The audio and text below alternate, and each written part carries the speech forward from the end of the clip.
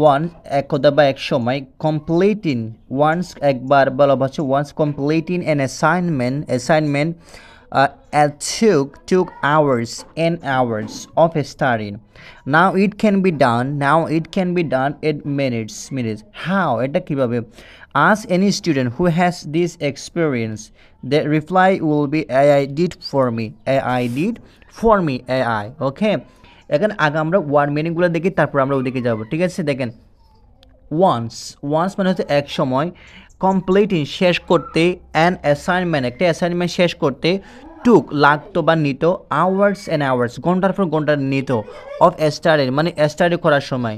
নাও এখন it can be done, এখন এটা শেষ ক্যান বি ডান মানে এটা করা যেতে পারে বা এটা করা হয় ইন মিনিটস, এটা এক মিনিটে এখন করা হয়। যেটা আগে ঘন্টার পর ঘন্টা লাগতো সেটা এখন এক মিনিটে করা হয়।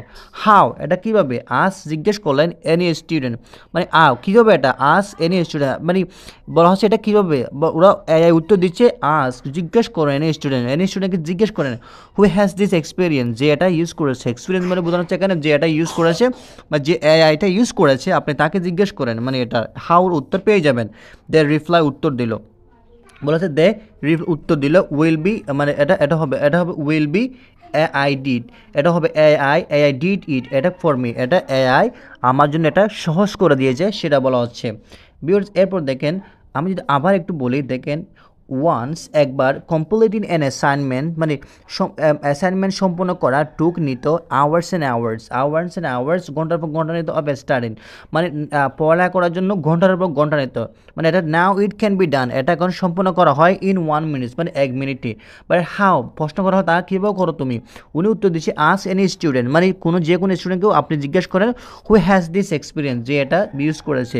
দ্য রিপ্লাই মানে উইল বি, মানে রিপ্লাইটা উইল বি মানে রিপ্লাইটা হবে, উত্তরটা হবে আই ডিড ফর মি, এটা আমার জন্য এআই সহজ করে দিয়েছে সেটা বলা হচ্ছে। এরপর দেখেন ওভার টাইম, বলা হচ্ছে কি over time academics are becoming increasingly dependent on AI, বলা হচ্ছে এবার দেখেন it has become a constant companion for a student, mostly not used in an efficient way but as a shortcut. Okay, very useful AI tools are now being highly misused, making them shortcut learning mechanics. Over reliance on tools hinders their ability to learn, research and think independently. Using AI is not inherently bad. Okay, in fact, AI is powerful. However, not knowing now to make proper use of it. এটা হচ্ছে আপনার এটা। এরপর আমি যদি one মিনিংগুলো বলি তাহলে আপনারা বুঝতে পারবেন। বলা হচ্ছে কি ওভার টাইম মানে সময়ের সাথে সাথে একাডেমিক্স মানে শিক্ষাবিদরা আর বিকামিং হয়ে উঠেছে ইনক্রিজিংলি ডিপেন্ডেন্ট, মানে তারা খুবই তীব্র বৃদ্ধি পাচ্ছে, নির্ভর হয়ে আছে কার উপর? কনস্ট্যান্ট কম্পানিয়ন একটি নিত্যসঙ্গীর উপর। এফিশিয়েন্ট উপায়ে বা দক্ষতার উপায়ে, শর্টকাট সংক্ষিপ্ত উপায়ে, খুবই দরকারি, মিশ্র অপব্যবহৃত, ওভার রিলায়েন্স বলা হচ্ছে অতিরিক্ত নির্ভরশীল, হিন্ডার্স বাধা দেয়, অ্যাবিলিটি টু লার্ন মানে দক্ষতা শিক্ষার বাধা দেয়, থিঙ্ক ইন্ডিপেন্ডেন্টলি মানে স্বাধীন চিন্তা করতে বাধা দেয়, ইনহেরেন্টলি ব্যাড মানে সহজে খারাপ, ইনফ্যাক্ট পাওয়ারফুল প্রপার ইউজ মানে প্রপার সঠিক ব্যবহার, সিগনিফিক্যান্ট লিমিটেশন গুরুত্বপূর্ণ ইন দ্য প্রেজেন্ট বর্তমানে।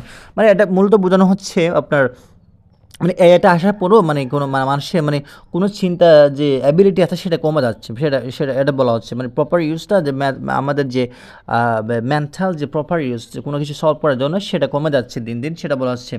হিন্ডার্স মানে বাধা এখানে। ওকে, এবার দেখেন এই ফোকাজিন, এটা আমি পড়ি। এরপর দেখেন কি বলা হচ্ছে, দেখেন if we focusing on the problem, AI is not the problem. The main problem is being too lazy to learn. Okay, no an efficient use tool. Most are directly copying and pasting from AI platforms. Many of them do not even insert the prompts carefully.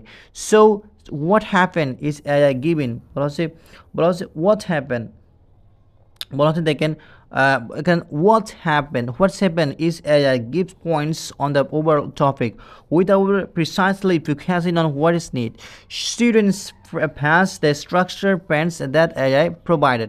মানে structure মানে এই যে কী বলবো, মানে student যা দিচ্ছে তার খুব সুন্দরভাবে দিচ্ছে, মানে সেগুলো স্টুডেন্ট পেশ করতেছে বলে বোঝানো হচ্ছে, সেগুলো দিচ্ছে। ওয়ান মিনিটগুলো বলে আপনারা আরও সহজ হয়ে যাবেন। দেখেন, ই ফোকাসিং অন দ্য প্রবলেম, যদি সমস্যার উপর মনোযোগ দেওয়া হয়, দ্য মেইন প্রবলেম, মূল সমস্যা, বিন টু লেজি, খুবই অলস হয়ে যায়, এফিসিয়েন্টলি ইউজ, দক্ষতার সাথে ব্যবহার করা হয়, মোস্ট স্টুডেন্ট, অনেক স্টুডেন্ট ডিরেক্টলি কপি করে প্যাস্ট এবং সেটাকে রাখতেছে, পেস্ট করতেছে ইনসাইড দ্য প্রম, মানে প্রম্পটের উপরে লাগতেছে carefully, নির্দেশনাভাবে।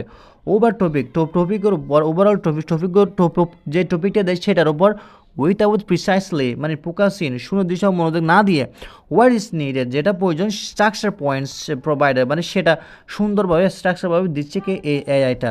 But some of them know about the AI detected issue, they do not directly copy paste, but they are not great learners, do not do not do complete their points given by AI, rewrite them and add synonyms, but they only provide the information that the AI provided. The problem here is they do not know various sources from where they might get more in-depth knowledge about the subject. Okay, thus the creativity and information rich books, article, journalists and research paper and original source are being overlooked. Okay, a generation is being in a position where the curiosity to know is jeopardized, and they do not value the deep understand as well as thinking critically. This leads to losing academic honesty, research skill and originality.